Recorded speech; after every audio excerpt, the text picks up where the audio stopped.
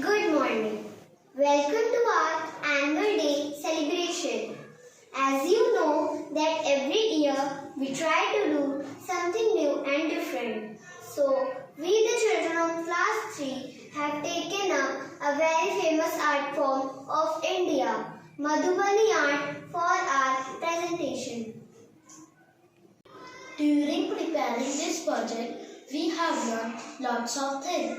The art, its origin, its background, culture and lot more.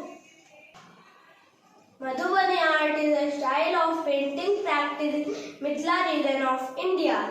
Madhubani paintings are a type of folk art form. These paintings are filled with bright colors. प्रारंभ में रंगोली रूप में रहने के बाद यह कला आधुनिक रूप कपड़ों, दीवारों और कागज पर उतर आई है। मिथिला की महिलाओं द्वारा शुरू की गई इस घरेलू चित्रकला को पुरुषों ने भी अपना लिया है। मधुबनी पेंटिंग ज्यादातर लोगों और नेचर को दर्शाती है। शादी जैसे सामाजिक कार्यक्रमों के साथ साथ सूर्य, चंद्रमा और तुलसी जैसी चीजों को भी चित्रित किया जाता है। इन चित्रों में आमतौर पर कोई खाली जगह नहीं छोड़ी जाती है। इन्हें फूल, पत्तियों और जानवरों के चित्र से भर दिया जाता है। कलाकार इन चित्रों को अपनी उंगली या टहनी, ब्रश, कलम और माचिस की तीली सहित विभिन्न माध्यमों का उपयोग करके बनाते हैं। इन्हें बनाने के लिए प्राकृतिक रंगों का उपयोग किया जाता है। मधुबनी पेंटिंग के प्रमुख 5 स्टाइल होते हैं: भरनी, कचनी, तांत्रिक, गोदना और गोबर। भरनी में चित्रों को रंग बिरंगी लाइनों से भर दिया जाता है। गोदना, जिसे आज हम टैटू कहते हैं, उसे गोदना आर्ट कहा जाता था। कचनी में सिर्फ 2 रंगों का प्रयोग होता है। तांत्रिक माँ दुर्गा और माँ काली के चित्र होते हैं। कोबर शादी ब्याह में दीवारों पर चित्र बनाए जाते हैं। मधुबनी आर्ट में बनाए गए जानवरों और पक्षियों का अलग अलग प्रतीक है। मोर प्यार, ज्ञान और समृद्धि का प्रतीक है। हाथी शक्ति और वफादारी का प्रतीक है। मछली सौभाग्य का प्रतीक है। जैसे कि आपने सुना है कि मधुबनी आर्ट बिहार राज्य से उत्पन्न हुई है। इसी राज्य में मधुबनी नाम का एक शहर के रेलवे स्टेशन की दीवारों को मिथिला आर्ट से सजाया गया है।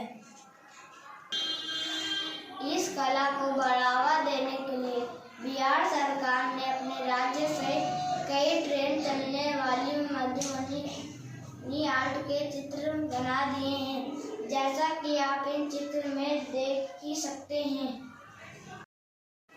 आइए आपको मधुबनी आर्ट पर खुद से बनाई हुई एक कहानी सुनाते हैं। कहानी का नाम है मिथिला की सुहानी सुबह।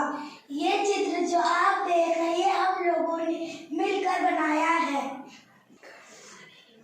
एक बार की बात है, मिथिला नगरी में एक बहुत बड़ी सी नदी थी।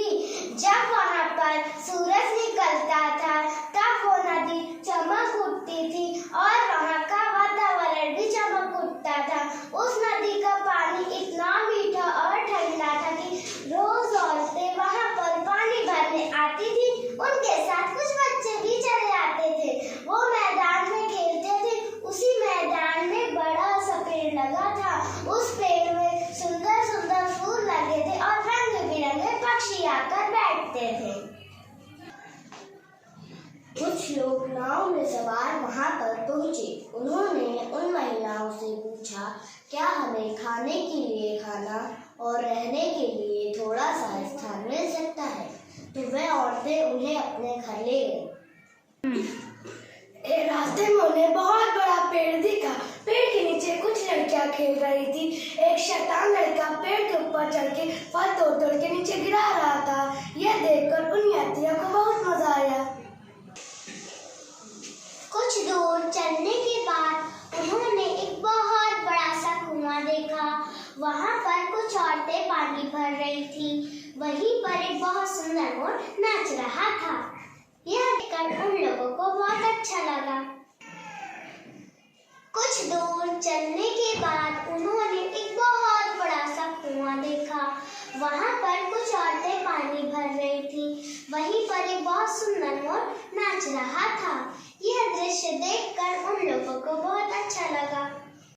इस समय बाहर से ढोल और शहनाई की आवाज आने लगी। पूछने पर पता चला कि मिथिला नगरी में बारात बड़े धूमधाम से निकलती है और उस बारात में कुछ लड़कियां नाच रही थीं। बाहर निकलकर उन्होंने देखा कि यहाँ की बारात तो वाकई बड़ी अनोखी थी। इस बारात में घोड़े के ऊपर कुछ लोग सवार थे, कुछ लोग हाथी के ऊपर सवार थे और कुछ लोग पैदल चल रहे थे और दुल्हन तो पालकी में आ रही थी। यह दृश्य देखकर उन यात्रियों को बहुत अच्छा लगा। तब तक भोजन भी तैयार हो गया था। फिर उन सब ने बड़े चाव से भोजन किया और वो लोग खुशी खुशी चले गए।